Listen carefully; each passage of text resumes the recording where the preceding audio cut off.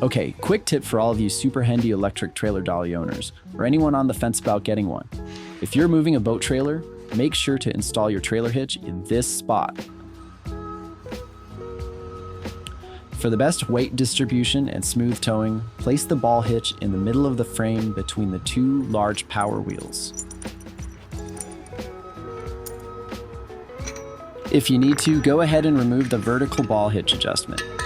Then, all you need to do is take the ball hitch and screw it in. Make sure it's on tight. You won't need the included nut or washer for this placement, so make sure you keep those somewhere safe in case you need to configure it back later. And that's it. This setup ensures optimal stability and performance when moving your boat trailer, or pretty much any setup that needs assistance with a bit lower center of gravity. For everything else, feel free to use the vertical post adjustment.